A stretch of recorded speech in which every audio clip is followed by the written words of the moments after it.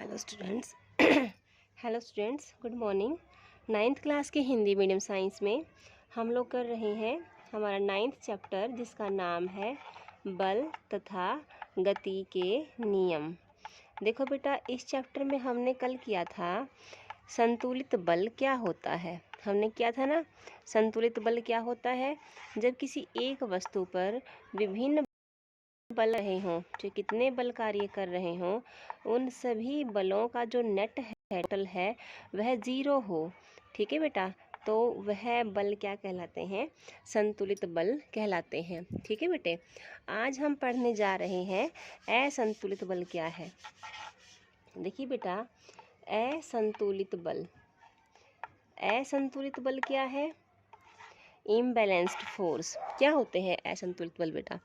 जैसे मान लीजिए ये एक वस्तु है, ठीक है बेटा, इस पर एक बल कार्य कर रहा है, घर्षण बल, और दूसरा बल कार्य कर रहा है, कुछ बच्चे इसको जोर लगा रहे हैं। ठीक है, तो कितने बल हो गए? दो बल हो गए। घर्षण बल उसको इस दिशा में धकेलेगा कि इसकी गति नहीं होनी चाहिए, और बच्चों द्वारा लगाया गया बल उसको इस दिशा में धकेलेगा।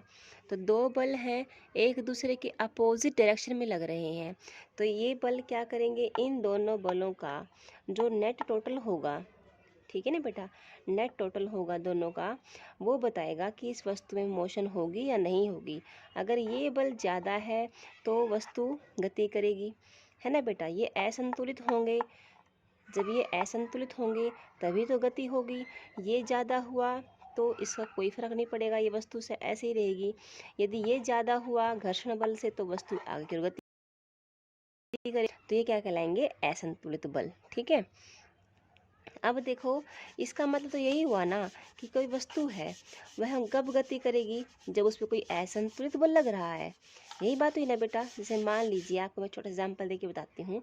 अब ये बॉल है, ठीक है, अब ये बॉल है, और बेटा अब ये मोशन, अब ये ना रेस्ट पोजीशन में है, अभी गति नहीं कर रही, विराम अवस्था में है। अब इसमें मान लीजिए हम कोई बल लगाते हैं, बल को हम लोग F से दिखाते हैं, क्योंकि F मीन्स फोर्स। ठीक है बेटा, फोर्स बल को कहते हैं। तो F लग रही है, F इसके ऊपर कोई बल लग रहा है, ठीक, क्या करना शुरू कर देती है? मोशन करना शुरू कर देती है, गति करना शुरू कर देती है। ठीक है बेटा, तो जब इस पर बल लगेगा तो यह एक नियत त्वरण से, एक निश्चित त्वरण से, यानी कि एक निश्चित गति से गति करना आरंभ कर देती है, निश्चित वेग से गति करना आरंभ कर देती है, चाल से। ठीक है, तो यह चलती रहेगी चलती रहेगी, लेकिन धीरे धीरे इसकी जो स्पीड है वो धीमी पड़ जाएगी। क्यों? घर्षण के कारण, है ना बेटा। तो ये जो घर्षण बल है, ये इसकी गति को कर रहा है। तो हमें क्या करना पड़ेगा? फिर से इसको बल लगाना पड़ेगा। हम चाहते हैं कि ये लगातार उसी वेग से, उसी चाल से गति करती रहे। तो हमें थोड़े थोड़े समय बाद इसको क्या देना पड़ेगा? एक बल देना पड़ेगा, है ना बेटा। तो यानी कि संतुलित बल देना पड़ेगा, है ना। जबकि असंतुलित बल तो हम कब देते हैं? जब कोई वस्तु विराम अवस्था में हो और उसको गति करवाने के लिए, है ना बेटा।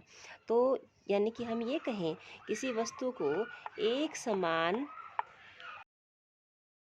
गति करवाने के लिए, वेग से गति करवाने के लिए असंतुलित बल की आवश्यकता होती है, ऐसा कहें हम, है ना बेटा। बात तो यही है। अब मान लो साइकिल के पेडल मार रहे हैं आप, तो कुछ टाइम बाद साइकिल धीमा हो जाएगा, आपको फिर से उसे पेडल मारने पड़ेंगे, यानी कि इसको बार बार आपको बल लगाना पड़ रहा है ना। तो यानी कि इसको गति में बनाए रखने के लिए। लेकिन बेटा ऐसा नहीं होता।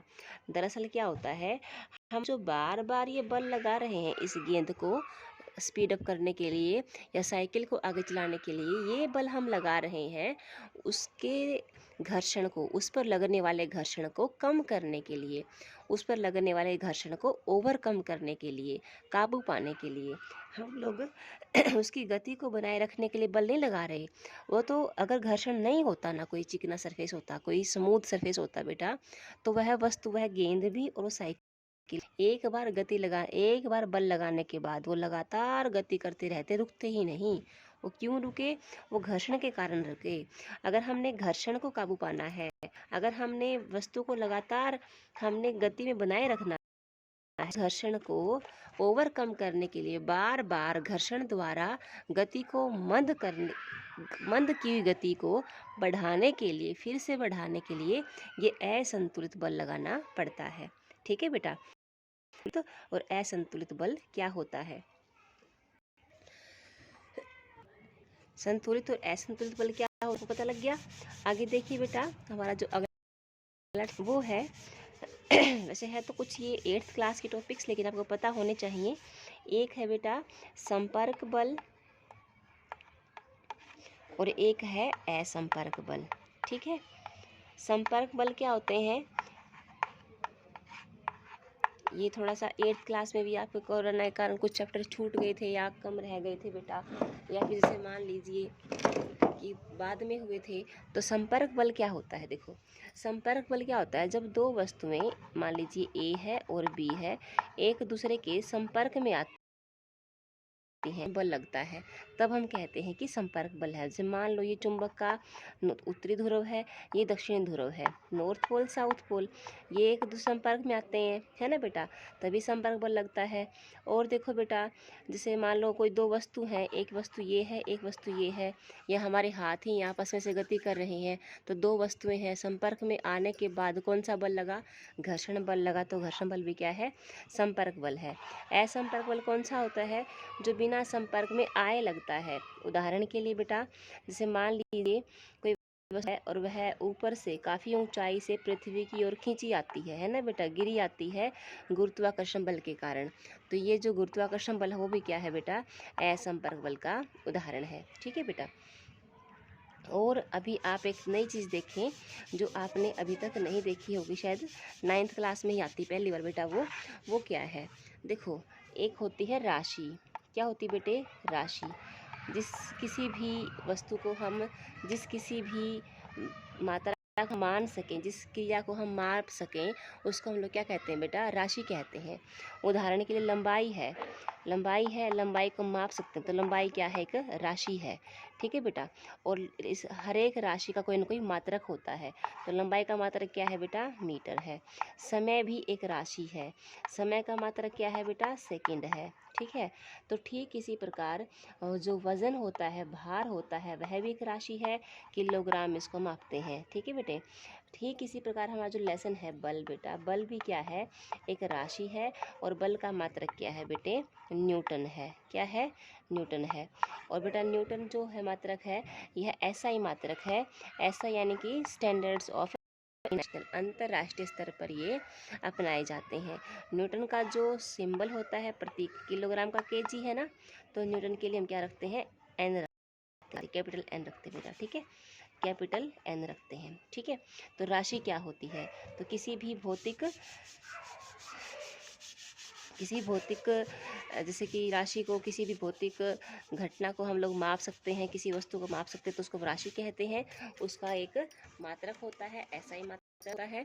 तो बेटा अगला टॉपिक देखिए क्या है, राशियाँ ना दो टाइप की होती हैं, एक होती है सदिश राशि और एक होती है बेटे अदिश राशि। क्या होती है, सदिश और अदिश राशि।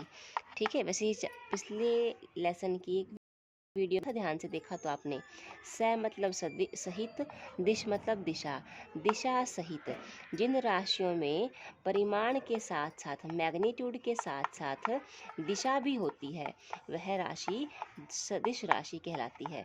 उदाहरण के लिए, अब बल है, किसी विशेष दिशा में ही लगेगा, है ना बेटा, फोर्स किसी विशेष दिशा में लगेगा।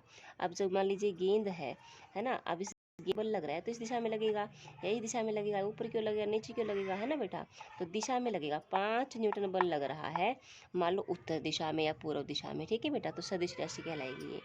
अदिश राशि क्या होती है, कि मान लो कोई मतलब किसी राशि में दिशा नहीं होती, ठीक है ना, दिशा नहीं, उसमें परिमाण होता है।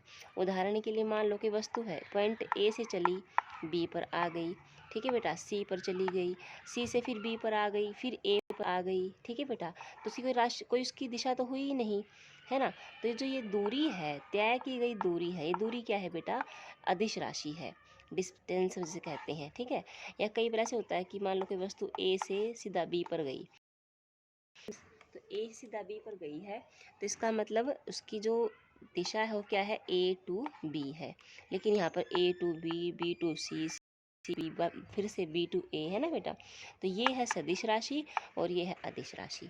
ठीक है बेटा, तो असंतुलित बल क्या होता है, संपर्क और असंपर्क बल क्या होते हैं, सदिश और अदिश राशि क्या होती है, ये आपने लेसन में से पढ़ना है। ठीक है बेटा, तो आज के लेक्चर में इतना ही, आगे हम कल करेंगे। Thank you and all the best.